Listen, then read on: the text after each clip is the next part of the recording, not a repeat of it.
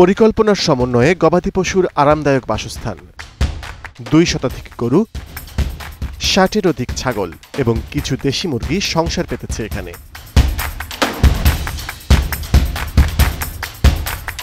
কুমিল্লা জেলার দাউদকান্দি উপজেলায় সব মিলিয়ে প্রায় ৪৫ বিঘা জমির উপরে গড়ে উঠেছে এএজেড অ্যাগ্রো। অনিন্দ্য সুন্দর অবয়বে পরিপাটি হয়ে সেজে উঠেছে। নিরাপদ মাংসের চাহিদা দিন দিন বেড়েই চলেছে, আর তাই বাংলাদেশের ২০ ভাগ মানুষ প্রত্যক্ষভাবে এবং ৫০ ভাগ মানুষ পরোক্ষভাবে গবাদি পশু লালনের সাথে জড়িত আছে। এবং যেহেতু আমরা জানি বাংলাদেশ একটি মুসলিম প্রধান দেশ, তাই আমরা জানি ঈদুল আজহার আগে দিয়ে কিন্তু এই গবাদি পশুদের একটি বিরাট চাহিদা দেখা দেয়। প্রিয় দর্শক, আজ আমরা আপনাদের এমন একটি খামারে নিয়ে এসেছি যেখানে আমরা দেখব কিভাবে অত্যন্ত আধুনিক উপায়ে গবাদি পশু লালন পালন করা হয়। গ্লোবাল কৃষির আজকের পর্বে আপনাদের সকলকে স্বাগত জানাচ্ছি।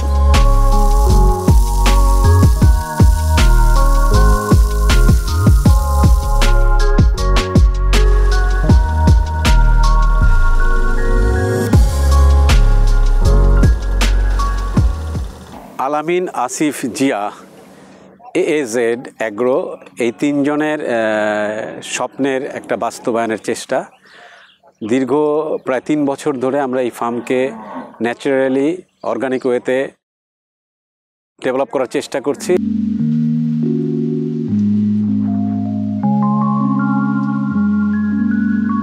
ছোটোবেলায় আমরা নিজেরাই আমাদের বাসায় আমরা প্রায় 22টা গরু পালতাম চিটংয়ে। তখন থেকে আমাদের পার্সোনালি আমার গরুর খুব শখ ছিল। তো সেই শখের ঢাকায় হয়তোবা ওইভাবে সম্ভব হয় নাই। তারপরে আমি এখানে 1 বিঘা জমি কিনি ছোট করে 2-3টা গরু দিয়ে একটা ফার্ম করার জন্য। একটা ছোট 2-3টা গরু থাকবে, একটা ছোট বাংলোর মতো ঘর থাকবে। ওই অনুপ্রেরণা নিয়ে আমি এখানে একটা পরিকল্পনা করি। তখন হঠাৎ করে আমার কলিগ যে জিয়া ভাই, ওনার সাথে আমি আলোচনা করি। তো জিয়া ভাইয়ের সাথে শেয়ার করার পরে আমি জানতে পারি যে জিয়া ভাইরও একই রকমের, ওনার মনেও একই রকমের ইচ্ছা। দেন আমরা দুজনে মিলে প্রথম পরিকল্পনা করি একটা ছোট আকারের ফার্ম করার জন্য। এই আমরা দুজনের পরিকল্পনার মধ্যে আমাদের তৃতীয় আরেকজন কলিগ, আমাদের বড় ভাই, উনি আলামিন ভাই, উনি যখন শুনতে পায় উনিও তখন এটার মধ্যে এসে একসাথে উনিও একত্রিত হয়।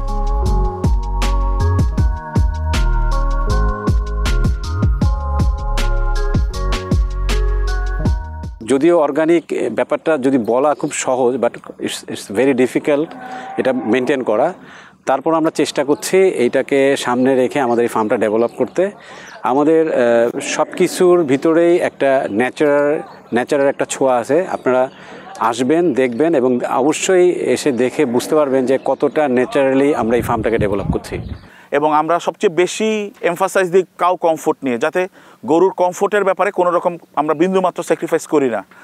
যেই শুধু এই দিক কনসিডার করে আমরা কোনো বাউন্ডারিও রাখিনি আমাদের ফার্মে। আলো বাতাস আসা যাওয়ার জন্য আমরা এটা ওপেন করে রেখেছি। জিয়া ভাই, আমি আসার পর থেকে দেখছিলাম যে আপনি এই জায়গাটাকে একটা কাঠের এরকম বেড়া দিয়ে একটা বৃত্তাকার জায়গা মতো করেছেন এবং আপনার গরুগুলো খুব সুন্দর এখানে অবাধে একদম চড়ে বেড়াচ্ছে। এবং আমি এই করিডোর দিয়ে আসার সময় দেখছিলাম যে এটার উপরে টেক্সাস লেখা, এবং আপনার রাখালরাও বারবার টেক্সাস কথাটা বলছিল। মানে এই নামটার রাখার কারণটা কি? আমরা জানি টেক্সাস হচ্ছে আমেরিকার একটা অঙ্গরাজ্য, যেখানে সারা দুনিয়ার এটা মানে গরুর স্বর্গভূমি হিসাবে চিহ্নিত। আসলে ওরা যেভাবে গরু পালে, ওদের রেঞ্জটা আসলে এরকম বৃত্তাকার কোনো কিছুর ভিতরে আটকানো না। ওদেরটা হচ্ছে জমি, হাজার একর জমিতে ওরা হারভেস্টিং করে। ওই অনুপ্রেরণা থেকে আমার কাছে এই টেক্সাসটা একটু লুকেটিভ করতে ইচ্ছা হয়েছে, যে আমি একটু ডিফারেন্টলি করি। এবং ওইটাকে মাথায় রেখেই যে এটা যদি একটু মনে যেটা আসলে স্বপ্ন যেটা দেখি, সেটারই একটা জাস্ট দেখলে যেন প্রতিদিন মনে হয় যে কোনো এক সময় আমার ফার্মটা টেক্সাসের মতো বড়। আচ্ছা জিয়া ভাই, আমরা এখানে যে গরুগুলো দেখতে পাচ্ছি, এগুলো সবগুলোকে ফ্যাটেনিংয়ের জন্য? জি, সবগুলো গরুই ফ্যাটেনিংয়ের জন্য। ফ্যাটেনিংয়ের জন্য যেটা হয় যে এই ক্ষেত্রে কি আপনি বিদেশি গরু নির্বাচন করেন, এবং সেই ক্ষেত্রে যখন গরুটা বিক্রি করেন বা বাজারজাতকরণ করেন, তখন কি এরকম কোনো সমস্যার সম্মুখীন হতে হয় যে আসলে ক্রেতারা ছোট গরুই চাচ্ছে, নাকি তারা আসলে বড় গরুও কিনতে চায়? কোনটাকে আসলে ক্রেতারা প্রায়োরিটি দেয়? বিদেশি গরু বলতে আমি আসলে কিছুই বুঝি না। আমাদের এখানে আমরা লোকাল সোর্স থেকে গরু কালেক্ট করি। সেই ক্ষেত্রে আমার সেগমেন্টটা হচ্ছে, হ্যাঁ, আমি কিছু গরু পছন্দ করি যেগুলা ধরে নেই যে এই গরুগুলো খুব বড় হবে। আচ্ছা, এবং আমি আসলে খামারি, আমি গরু লালন পালন করে গরুটা বড় করতে চেষ্টা করি, এটা হচ্ছে মেন অবজেক্টিভ। আচ্ছা, এখন আমাদের এই কাস্টমারের চাহিদাটা হচ্ছে যদি বলি, ওটা হচ্ছে যে কারো চাহিদা ছোট গরু, কারো মাঝারি সাইজের, কারো বড় গরু। ঠিক আছে জিয়া ভাই, তাহলে চলুন আমরা আপনার একটা গরুকে একটু কাছ থেকে দেখি এবং আমাদের দর্শককে দেখাতে চাই যে গরু কেনার ব্যাপারে আসলে কি কি দিকগুলোতে লক্ষ্য রাখতে হবে। আসুন।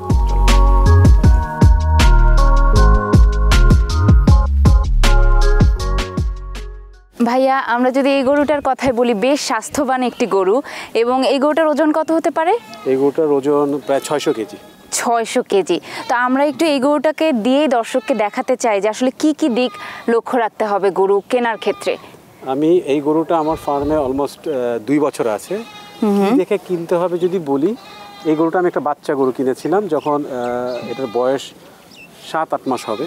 আচ্ছা। তো গরুটা তখন আমি এই গরুটা যা দেখেছিলাম আমি সেই জিনিসটাই দর্শককে বলছি। এই গরুটা তখন আমি গরুটার গঠন, বাচ্চা গরুটার গঠনটা ছিল কীরকম, এবং গঠনের দিকে প্রথমে আমি যেটা খেয়াল করেছি সেটা হচ্ছে তার লেন্থ কতটুকু ছিল, হাইট কেমন ছিল, এবং গরমটা কেমন ছিল, লম্বাটে ছিল কিনা, পায়ের খুরগুলা ঠিক ছিল কিনা, এবং সব কিছু মিলায় তার লুকটা, তার মাথাটা, এই সব কিছু আমি দেখে আমার কাছে মনে হয়েছিল যে এই গরুটা যদি প্রপার নার্সিং করা যায় তাহলে গরুটা একটা সাইজ হবে। এবং 2 বছরের বাচ্চা এখন আমার এখানে মোটামুটি 600 কেজি হয়েছে। এখনও স্টিল এই গরুটা আমি আরও 1 বছর পালবো বলে আশা করছি।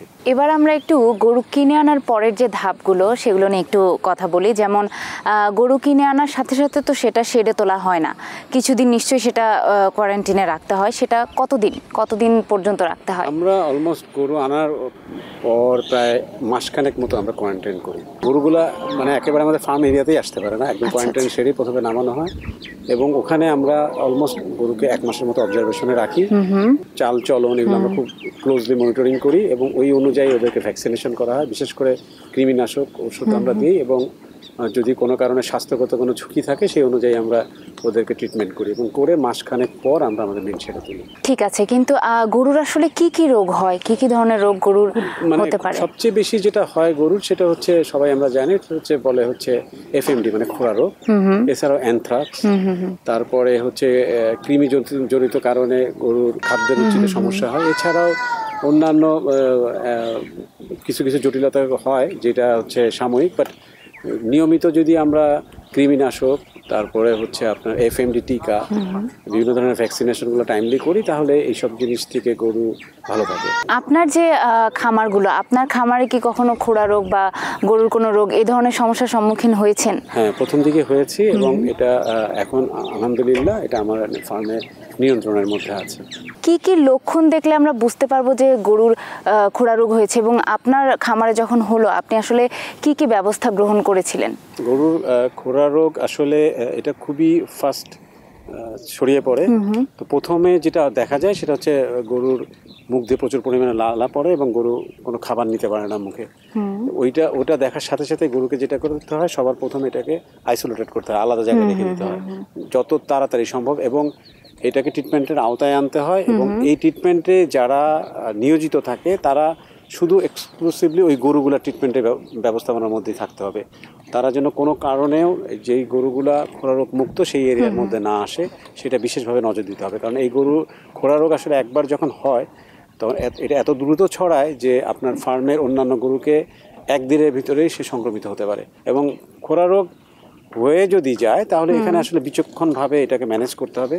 এটা প্রপার ম্যানেজমেন্ট এবং ট্রিটমেন্ট হলে খোরা রোগ থেকে গরুকে মুক্ত করা যায় এবং গরুকে সুস্থ করে তোলা সম্ভব। ঠিক আছে ভাই, আমরা আপনার রেঞ্জটা তো ঘুরে দেখলাম, এখন আমরা আপনার শেডগুলো, সার যেই শেডগুলোতে আছে সেই শেডগুলো একটু ঘুরে দেখতে চাই, এবং আপনার অন্যান্য গরুগুলো আমাদের দর্শককে একটু দেখ।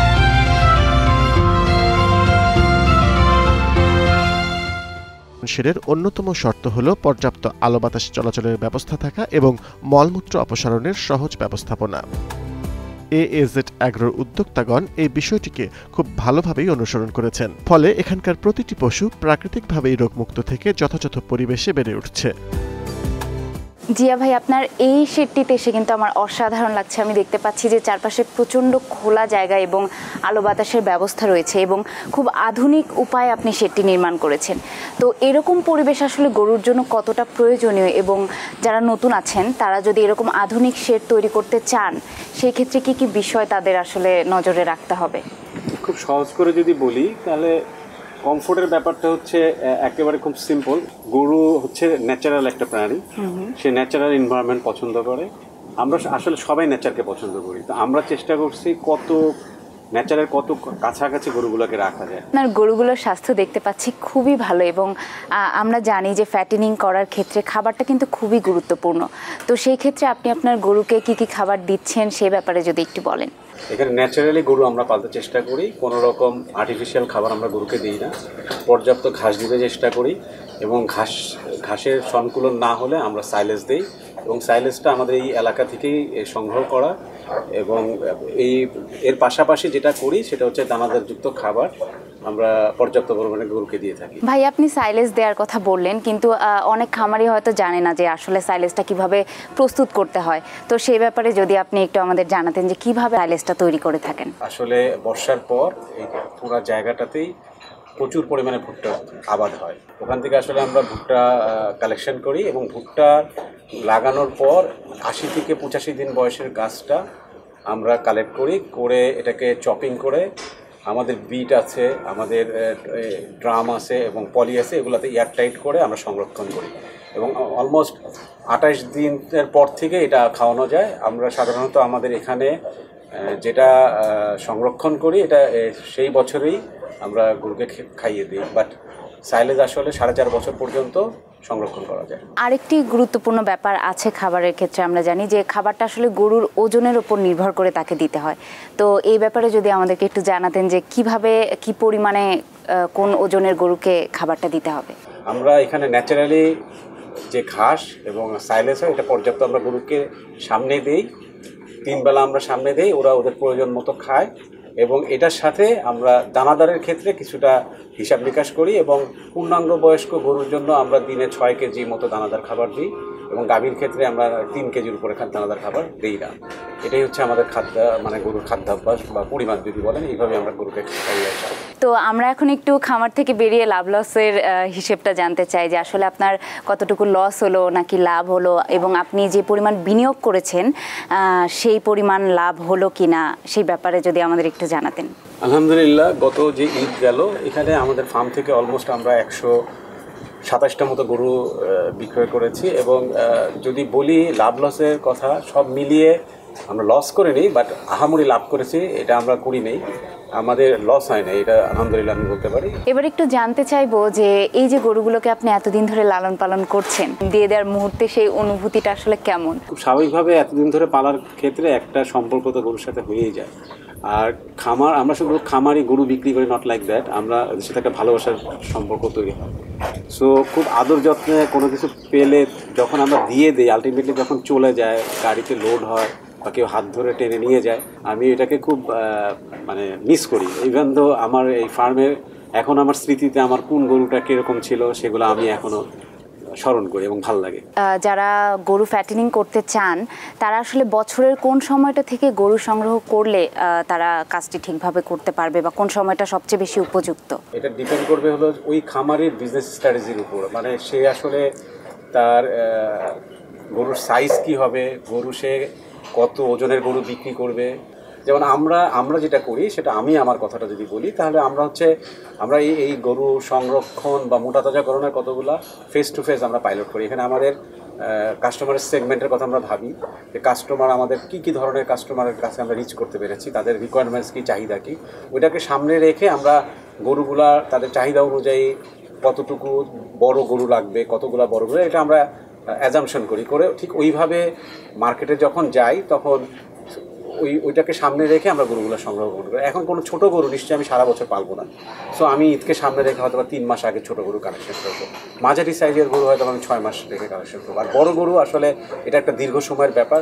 বড় গরুর ক্ষেত্রে অনেক যত্নের ব্যাপার থাকে, অনেক টেক কেয়ারের ব্যাপার থাকে, যেগুলো আসলে একটা সময় ধরে না করলে গরুটা আসলে আপনার খামারের গরু একটা কোয়ালিটি প্রোডাক্ট হবে এটা আপনি করতে পারবেন না। সো এটা একটা লং টার্ম প্রসেস। কোনো খামারি যদি নতুন করে শুরু করতে চান, গরু লালন পালন কিংবা গরুর ফ্যাটেনিং করতে চান, সেই ক্ষেত্রে আসলে কি কি বিষয়ে তাকে গুরুত্ব দিতে হবে? কেউ যদি মানসিকভাবে সে চিন্তা করে ফেলে যে আমি ফার্ম করব, তাহলে প্রথমে যেটা দেখতে হবে আমার কাছে মনে হয়েছে যে সে কতটুকু নিজেকে প্রিপেয়ার করলো ফার্মটা করার জন্য। নিজে ইটসেলফ তাকে আগে এই ফার্মের ম্যানেজমেন্ট, ফার্মের ব্যবস্থাপনা এবং সর্বোপরি নিজেকে নিয়োজিত করতে হবে। এটা হলো প্রথম শর্ত আমাদের প্রেক্ষাপটে। বিকজ আমাদের এখানে আসলে স্কিল রিসোর্স খুবই অভাব এই ফার্ম সেক্টরে। এটা ইটস গ্রোয়িং, বাট আমরা শিখছি এই অবস্থায় আছি। সো নিজেকে শিখে নিতে হবে। সাধারণত যদি আপনি সব কিছুর উপর ডিপেন্ডেন্ট থাকেন, যেমন সে ফর এক্সাম্পল আমি যদি বলি খাবারের সোর্স, গরু আসলে ঘাস খায়, পর্যাপ্ত ঘাসের ব্যবস্থা করতে হবে। গরু কমফোর্টেবলি থাকতে পছন্দ করে, প্রচুর পরিমাণে গরুর কমফোর্টের ব্যবস্থা করতে হবে। এটার জন্য আসলে যদি বলি যে জায়গা খুব বিশেষ ব্যাপার না, ব্যাপারটা হচ্ছে আপনার ব্যবস্থাপনা। অনেক ধন্যবাদ জিয়া ভাই, অনেক সুন্দর করে বর্ণনা করলেন আপনি, এবং আপনার এখানে অন্যান্য শেডগুলো ঘুরে দেখতে আমার ভীষণ ইচ্ছে করছে। এত সুন্দর, এত খোলামেলা, এত পরিষ্কার। তো চলুন আমরা আপনার অন্যান্য শেডগুলো একটু ঘুরে দেখি এবং আমার দর্শককেও একটু দেখাতে চাই। চলুন।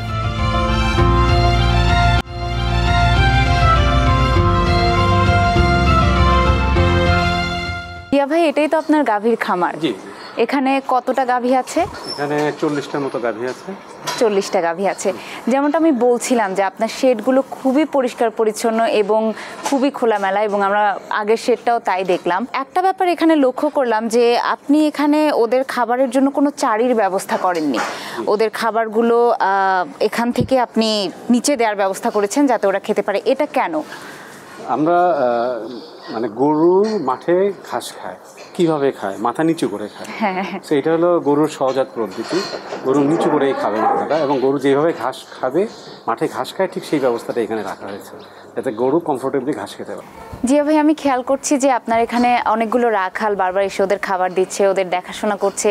কতজন রাখাল ওদের দেখাশোনা করে? এবং আমি যতদূর জানি যে রাখালদের সাথেও ওদের একটা সম্পর্ক তৈরি হয়, এবং তারা যদি কখনো ছুটিতে যায় সেই ক্ষেত্রে কি ওদের রেগুলার যেই নিয়ম নীতি আছে সেটাতে কোনো অসুবিধা হয় কিনা, এসব ব্যাপারে যদি আমাদের একটু জানাতেন। আমাদের এখানে মোটামুটি ম্যানেজার সহ 13 জনের মতো রাখাল আছে, স্টাফ আছে, এবং এর ভিতরে ডেরিতে কাজ করে হচ্ছে 4 জনের মতো।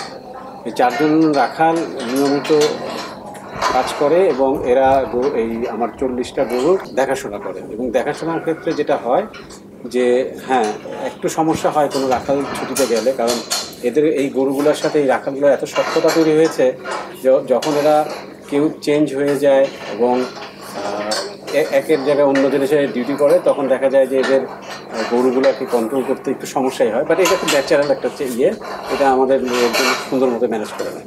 ভাইয়া, আপনার এখানে যে গাভীগুলো আছে, এই গাভীগুলোর মধ্যে কয়টা গাভী এখন ল্যাকটেশনে আছে এবং আপনি কি পরিমাণ দুধ পাচ্ছেন? মোটামুটি 23টা গাভী আমাদের ল্যাকটেশনে আছে, এবং প্রতিদিন আমরা প্রায় 300 লিটারের মতো দুধ পাচ্ছি। আরেকটা ব্যাপার লক্ষ্য করছি যে আপনার খামারের বাইরে আমরা দুটো ঘোড়া দেখতে পাচ্ছি। এই ঘোড়া দুটো এখানে থাকার কারণটা কি? ঘোড়া আসলে আমরা রেখেছি, গরুর যেসব রোগ বালাই হয় সেগুলা ঘোড়া অ্যাবজর্ব করতে পারে ন্যাচারালি।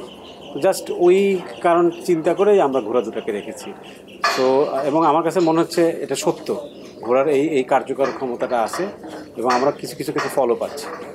বা আমরা চমৎকার একটা ব্যাপার জানতে পারলাম, একেবারেই নতুন ব্যাপার আমার জন্য। এরপর আমি যে প্রশ্নটা করতে চাই সেটা হচ্ছে, অনেক খামারেই বলেন যে দুগ্ধজাত খামারে লস হয়, লাভ হয় না।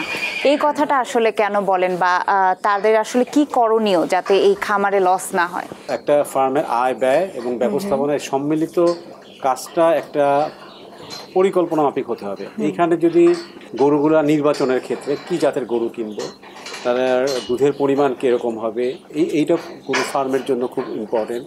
তারপরে গরুর খাবারের ব্যবস্থাপনা, রোগ বালাই, এগুলা কতটুকু আমি এফিসিয়েন্টলি করতে পারছি। মুখ্য কথা হচ্ছে ব্যবস্থাপনাটা যদি আয় ব্যয়ের সাথে সঙ্গতিপূর্ণ থাকে তাহলে লোকসানের ব্যাপারটা দেখি না। জিয়া ভাই, আপনার এই খামার থেকে প্রত্যেকদিন 300 লিটার পর্যন্ত দুধ উৎপন্ন হয়। তো এই দুধটাকে আপনি কিভাবে বাজারজাতকরণ করেন সে বিষয়ে একটু জানতে চাই। এটা বলার আগে জাস্ট আমি আমার দুধের প্যাকেটটা একটু আপনাদেরকে দেখাতে চাই। প্লিজ। বাহ, যদি বলি সেটা হচ্ছে সকালে যে দুধটা হয় আমরা এটা পুরোটাই আমাদের লোকাল মার্কেটে দিয়ে দিই, এবং বিকালে যে দুধটা হয় সেটা আমরা এই প্যাকেটে প্রক্রিয়াজাত করে সরাসরি আমাদের কাস্টমারের কাছে পৌঁছে দিই। আপনার কাছ থেকে গাভীর খামারের ব্যাপারে আমরা অনেক কিছু জানলাম। সবগুলো খামারে আমার ভীষণ পছন্দ হয়েছে, কারণ এত সুন্দর, এত মনোরম পরিবেশে এত আধুনিকভাবে আপনি খামারগুলো তৈরি করেছেন। তো আমরা এখন একটু সামনের দিকে যাই, চলুন। কৃষি বিষয়ক আপনার যে কোনো সমস্যার সমাধান জানতে এবং আমাদের অনুষ্ঠান সম্পর্কে আপনার মতামত জানাতে যোগাযোগ করতে পারেন এই ঠিকানায়। প্রযোজক গ্লোবাল কৃষি, global television, plot 189/A, Tejgaon শিল্প এলাকা, ঢাকা 1208। প্রিয় দর্শক, আজকে গ্লোবাল কৃষির